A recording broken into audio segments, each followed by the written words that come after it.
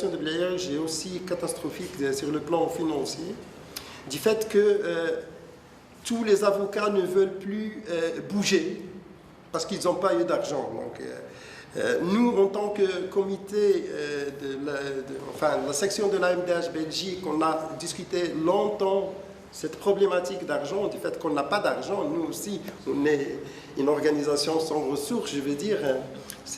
Donc, on va réfléchir à cette situation parce qu'on ne peut pas l'aider matériellement.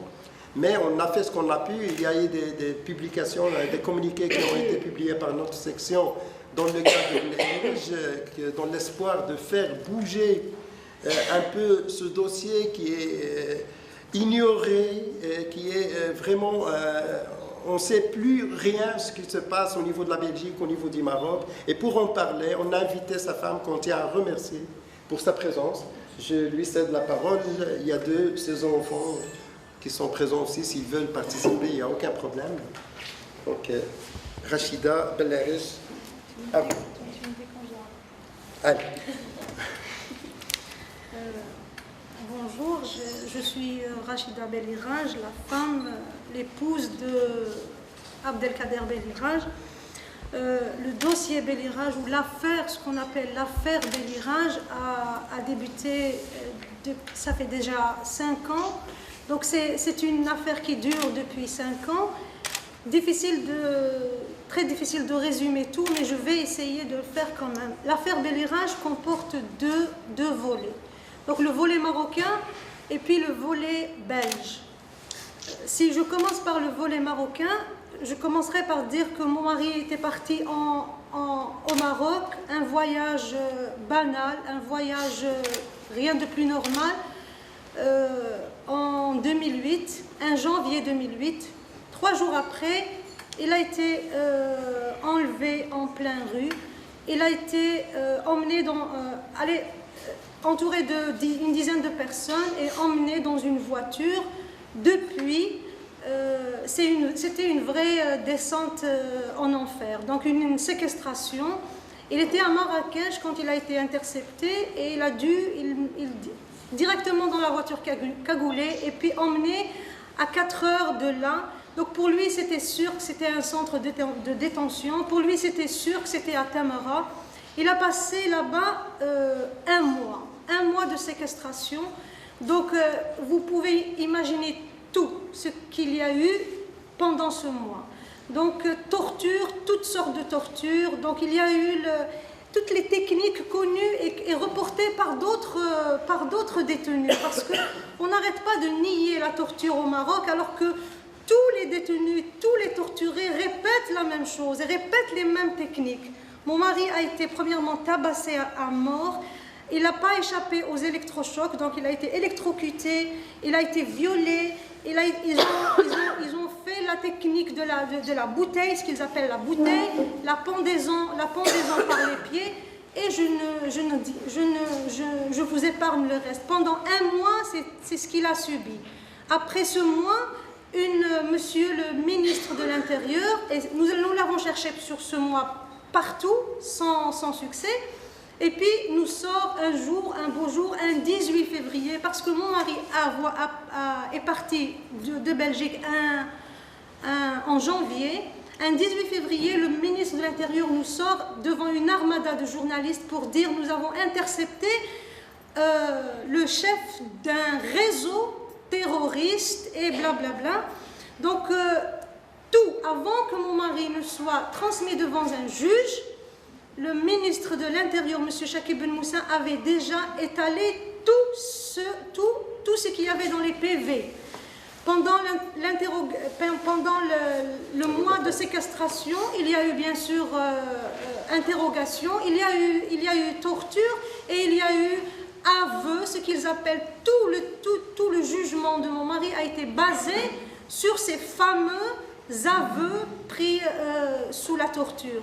Des aveux écrits en copie originale en français et ce qui se trouve dans le tribunal, et c'est quelque chose qui est écrit en arabe. Donc une deuxième violation qui était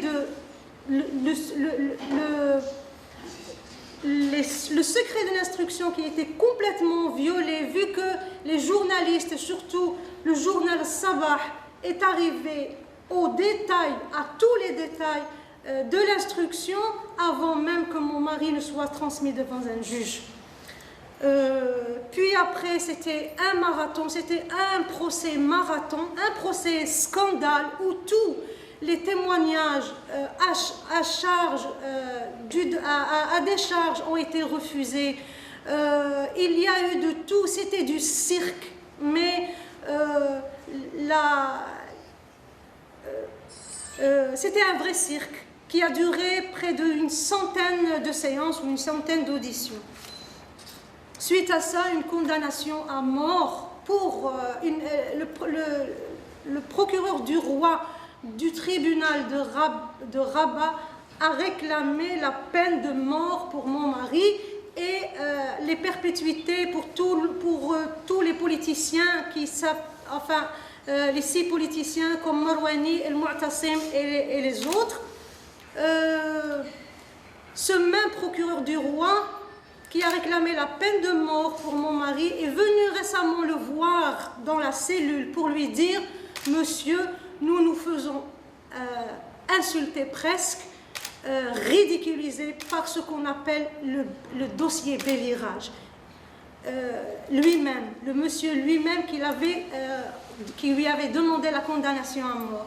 Mon mari a été condamné à perpétuité en première instance et la perpétuité a été confirmée en appel.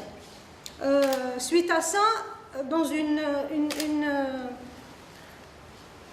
suite à une grâce exceptionnelle, suite à beaucoup de pression des organisations humanitaires, nationales et internationales, ce qu'on a nommé des 6 politiciens ont été relaxés, alors que par exemple, le Marwani a été condamné à 28 ans de prison, El Mu'tasim à 30 ans de prison, Sriti par exemple à 15 ans de prison.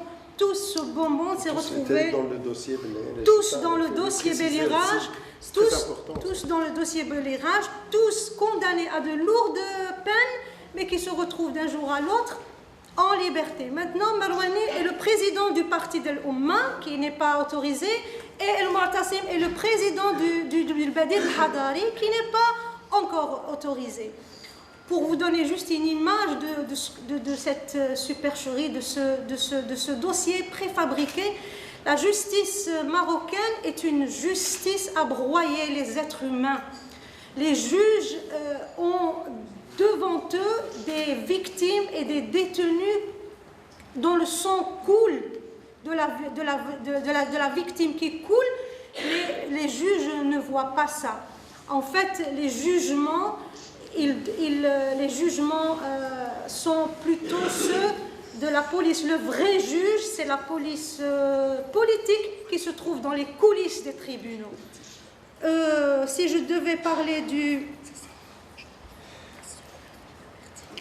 du volet belge pour vite résumer, la Belgique est restée en spectateur quelque part dans ce dossier.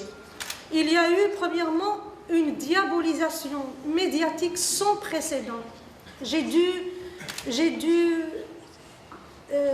ne pourrais pas décrire les premiers mois ni la première année, comment j'ai dû la passer, moi et mes enfants, seuls ici, en face d'une armada de journalistes qui venaient faire du live au quotidien devant ma maison. C'était un calvaire que je ne pourrais plus décrire. Ça fait déjà 5 ans. Suite à ça, il y a eu une commission d'enquête qui a été dépêchée au Maroc pour interroger mon mari. Mon mari a été interrogé. La commission d'enquête a été vraiment maltraitée par la police belge. La commission d'enquête a été guidée par un des tortionnaires de mon mari, quand mon mari a voulu porter plainte contre la personne parce que pour une fois qu'on lui a retiré la cagoule, il a pu voir son tortionnaire. Quand il a voulu porter plainte, monsieur le juge Chentouf, très connu au Maroc, a refusé de faire un PV contre cette personne. Cette personne elle-même a guidé la commission d'enquête belge. La police belge a été interdite de poser certaines questions, entre autres la question de quand est-ce que tu es rentré au Maroc, parce que mon mari est rentré un 18 janvier et le ministre de l'Intérieur a déclaré de fausses déclarations. Il a dit qu'on l'a intercepté un 18 février dans l'aéroport de Casa, ce qui était totalement faux. Mon mari était présent au Maroc un mois avant et a été torturé pendant ce mois. Donc, la police belge ne pouvait pas poser certaines questions à la demande de la police marocaine.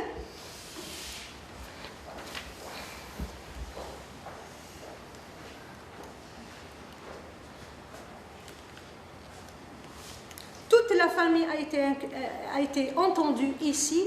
Une enquête minutieuse a été faite ici en Belgique, mais aucune aide, mon mari n'a bénéficié d'aucune aide belge là-bas au Maroc, que ce soit donc aucune aide de la part du consulat, je veux dire aucune visite consulaire. Quand on dit pourquoi en tant que Belge, pourquoi n'a-t-il pas de visite consulaire, on nous répond, ce sont là les conventions les conventions bilatérales. Donc, les conventions bilatérales entre la Belgique et le Maroc, c'est pas de visite consulaire pour les belgo-marocains.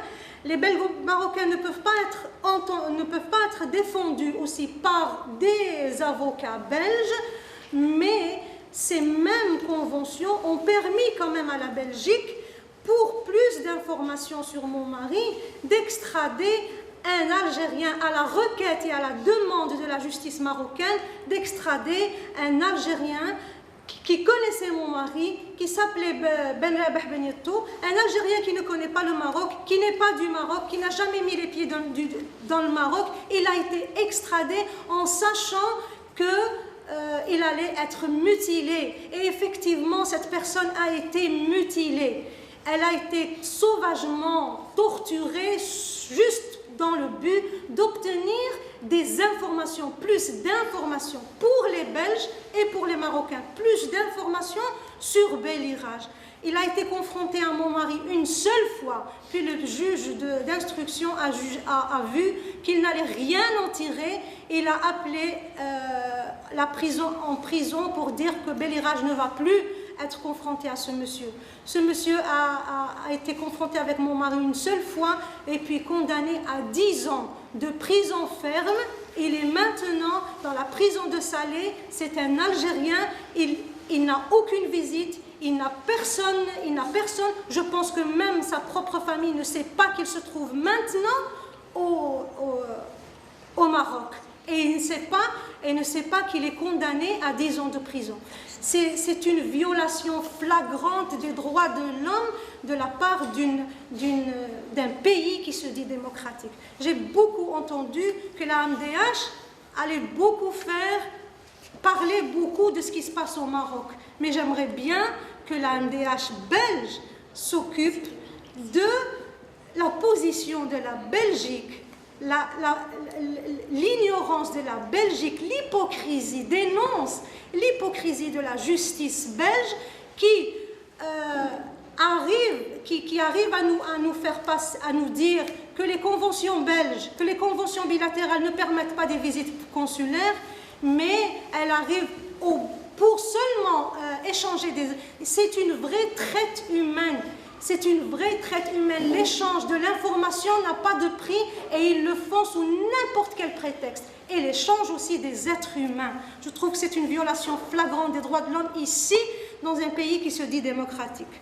Je vais conclure.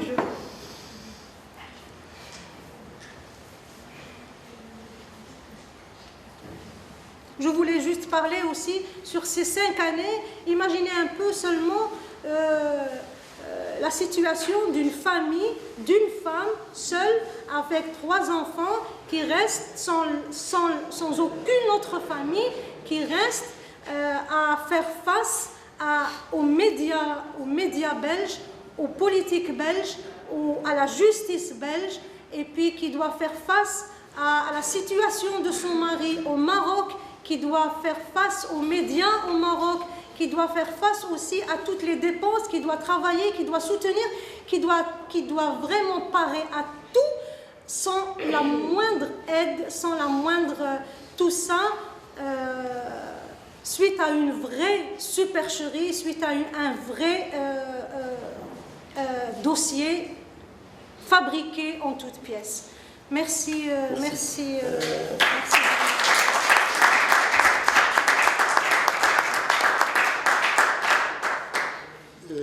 Je tiens à remercier Mme Blairej, qu'on a eu l'occasion de voir en dehors de la conférence de presse. On a eu un premier contact avec Mme Blairej dès notre